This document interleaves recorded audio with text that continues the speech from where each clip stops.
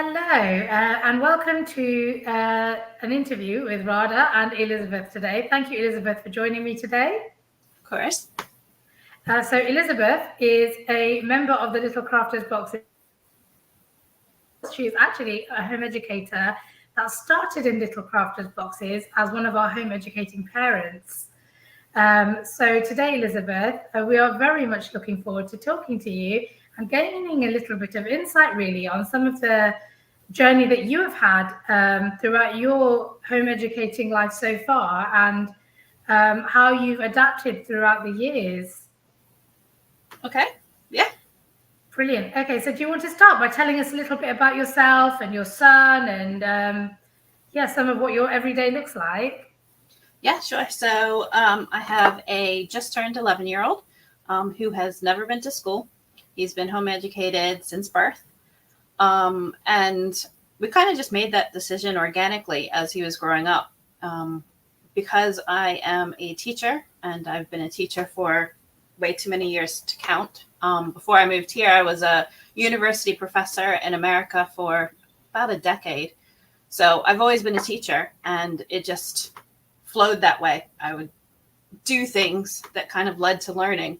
And then when he became school age, we just decided not to enroll him. There was a pretty good home educating community near us.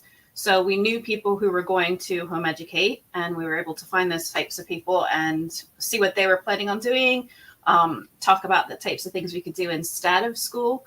And yeah, we just made the decision. So he's never been in the school environment. It's always been home. Brilliant. So can I ask then, Elisabeth, your reasoning for not sending him to school, was it more to do with the school system itself, or was it a personal decision, or why didn't you enroll him into school? What was the thought process there? Yeah, it was a bit of both, I'd guess. So the school system where we are, I know is very oversubscribed. So I knew that the class sizes were going to be way too large for Jack. So he is on the spectrum. He has quite a lot of sensory processing needs. And I just knew that a large class of 30-something students for him, especially at primary age, was just not going to work. And then on top of that, I was a teacher here for a number of years before I had Jack. And I saw the school system from inside. And I have to say, I didn't agree with everything I saw. I did the best I could as a teacher in the schools, but there were things that really niggled me that were so different from the school system in America. The lack of creativity in teaching, for example. So like being a teacher and being told, this is what you're teaching, this is how you teach it. And there was no creativity even from the teachers to be able to teach in a different way to meet the needs of each of the children. And I could see the children being not engaged with that type of learning. And I was struggling to find a way to make my own philosophy work within those mainstream schools. So when I went off on maternity leave, it just kind of hit me that maybe I wanted to change the way kids were learning just a bit. And so, I started as a home educator, and then Jack would have friends over and we just do lessons and stuff, but they weren't lessons, they were playtime. So we do learning through play, and it was just as good as going to school for the kids that were coming over. So that's fantastic. As a slight aside, Elisabeth, I think I left teaching myself for the same sort of reasons, that I didn't feel that there was the creativity there and the sequential curriculum that the children had to learn. It's funny, isn't it, on this side of it, that real teachers, really good ones as well, leave the profession for exactly the thing that we went into it for, which is it's sad in a lot of ways. But that's a conversation for another day. Let's go back to you and Jack. So obviously you've been home educating. You're an experienced teacher from before anyway. But even throughout Jack's life, do you feel as though the way in which you home educate has changed, or have you always kept it quite similar from when you started? Oh, no, it's definitely organically changing. When he was little, it was just activities being put out. There was no, we don't use worksheets too much. We do now. As he's growing older, he's willing to write more, and a lot of it's computer-based. He likes typing. He doesn't like writing by hand. And we're bringing more technology into the stuff he does. he's 11 now, so he is able to handle that type of stuff. When he was younger, it was all play-based, 100% play-based, building crafts, doing things, and learning that way. And then as he got older, he's actually taking charge more this year. So I still do something called strewing, which means that I put activities out. We have a big table. I throw things out, and they change every week. And he goes through and he'll look at what's out there and start choosing things himself. And when he was younger, it was just all toys. And now it's, I actually put AQA units out for him and the crafts on top of it and other things that I got out, that books, whatever. And he can go through and choose which ones he wants to do over the course of the month. But prior to this year, he never saw an AQA outcome sheet. He didn't realize what he was doing AQA wise. He was just playing. And then I would type it up and send it in, and he would be really confused when certificates came in because he didn't understand how he was earning them. But just this past year, he's actually started to take an interest in, so this is actually schoolwork, and this is, learning, and I'm doing stuff like they would do in schools. And he likes that, but he's not at all interested in schools. We've shown him the school. We live near one, and there is that opportunity. If he wants to go, he's allowed to tell us. But as of now, he's not excited about the idea simply because he sees the kids that come outside and they only get 10 minutes a day outside in the fresh air, whereas we do a lot of our learning outside. So if it's a nice day and it's not raining, we're outside, and he's doing all of the work out there, and he's not being forced to sit at a desk. He can run around, he can stop and do other things. So yeah, it's definitely changing as time goes on, and as he's getting older and more mature in what he wants to learn. That's wonderful. It's so lovely to hear the different strategy you use, and that you've not confined him to that sort of desk style, sit down and let's do this sort of learning, because there are so many other ways. So do you think that there's an age by which, you would have expected him to do certain things like reading and writing and taking a more structured approach? No, I've never formalized education that way in our house. He was a late reader. All I did was sight words. So for a long time, I had I made index cards, and I wrote things on it like refrigerator, and I stuck it on the refrigerator.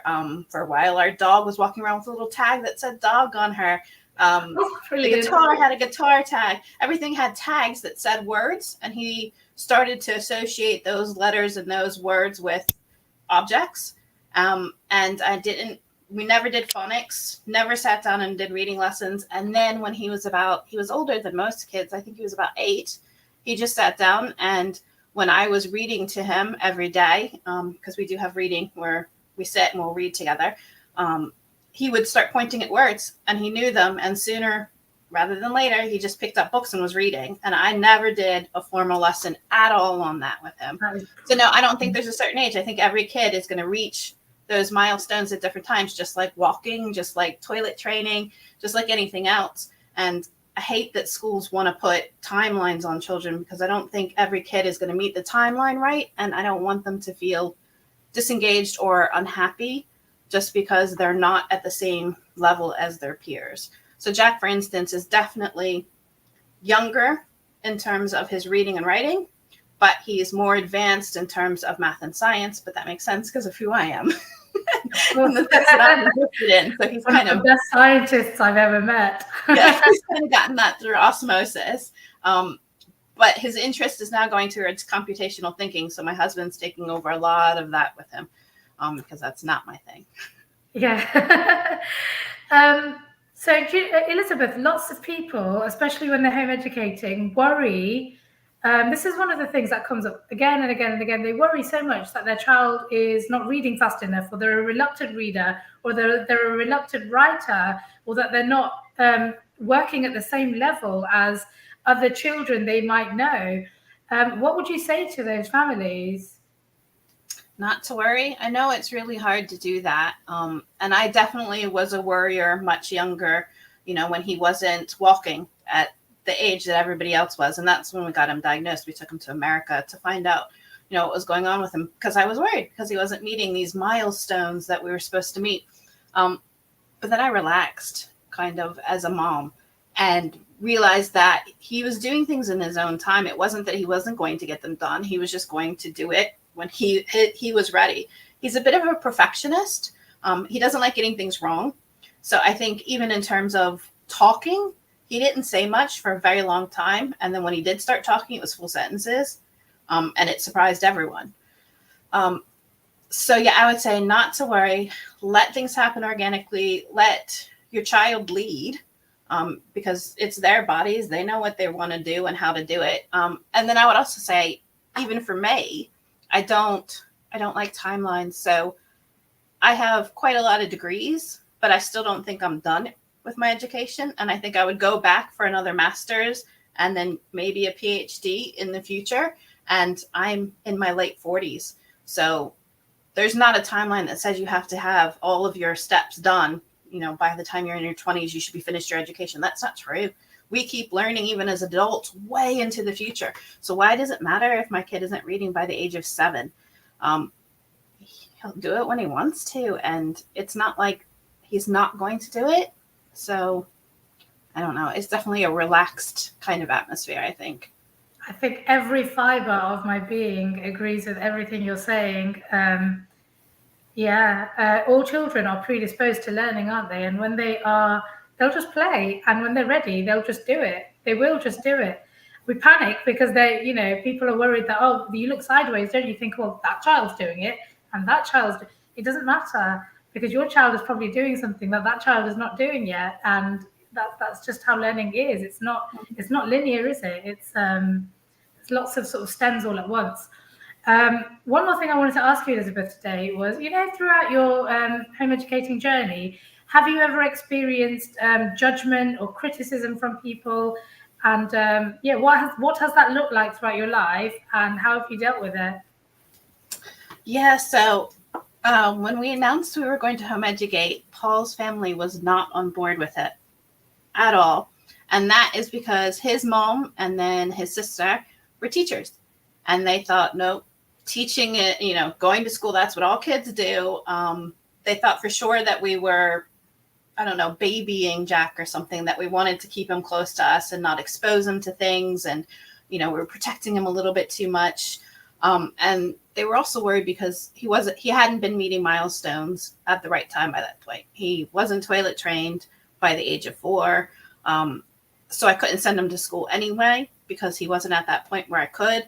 And so they were just pushing, do this faster, do it, make sure, push him to do things so that he can go to school. So we did have a lot of criticism at first. That dwindled as he got older and they saw what he was capable of. And the fact that they can come and have conversations with him, and his knowledge of how the world works, the natural world, space and gravity, his knowledge of how to use a computer, it well advances what they can do. And he's only 11.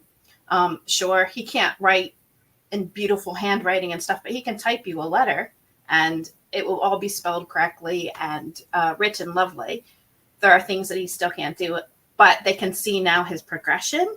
And I think that's helped them a lot to not be as worried. They do still say, though, oh, but you're going to send him to high school, right?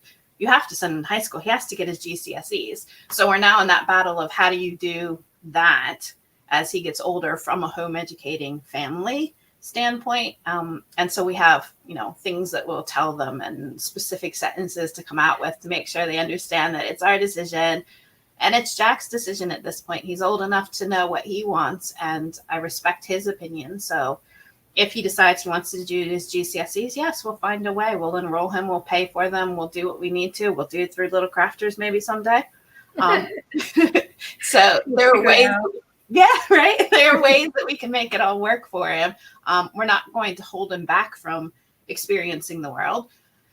So yeah, I think the criticism did die down as they saw how happy he is and how mature he is and the things that he can do. So yeah, it was a stumbling block at first, but it's definitely gotten better with time. Yeah, I've met Jack, and I think he's a wonderful boy, and I wouldn't look at him and go, oh, this is some alien child that is home educated and he's a different breed or anything like that. I think he's come along beautifully. You've done a great job. And I love the fact that he's got all these decisions that he can make for himself, what his learning looks like, what his everyday looks like. And he can't. When I spoke with him, he's come and interacted. He's interacted with my children, and he's doing great. So hats off to you. You've done a really good job over the years, clearly with him. So before we go, then Elisabeth, if there are families watching this, which I'm sure there will be, that are just about to start their home educating lives, or they are not quite sure yet, they're still sitting on the fence. Maybe they've got a child in school who is struggling at the moment, or they've got a child about to enter school age who hasn't quite reached that age yet, but they're still sort of sitting on the fence of what they're going to do.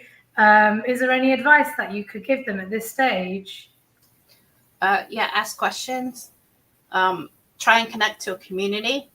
Just like you would do if you were sending your child to school, you would connect with other parents in that age group. The good thing about home education is it isn't age group regulated. So Jack has friends who are older than him, and he has friends who are younger than him. And it was connecting through our home education groups in our local area, and also home education groups online through social media. By connecting to them and not being afraid to ask questions to see, like when I was getting a lot of feedback about socialization, he's not socializing enough, or stuff like that. You could ask the questions in the bigger groups, and they'd give you really great responses to throw back at people about, how good is socialization in a school when it's a group of kids all the same age. That's not what the real world is going to be like. If you're going to go to a job, you're going to work with people of all ages, and you have to be able to interact with them. And that's what Jack does now with children and his friend groups and things like that. So I would say connect is the big advice I would give, because the more you connect and the more you ask questions, the bigger knowledge you're going to get. And that's why I think this week with the launch is really great for getting information out there and showing people what home education and what learning can be versus the school system, and how that isn't the only way to do it. 100%. Thank you, Elisabeth. That's really valuable advice. And a lot of the information you've shared today has been really, really insightful as well.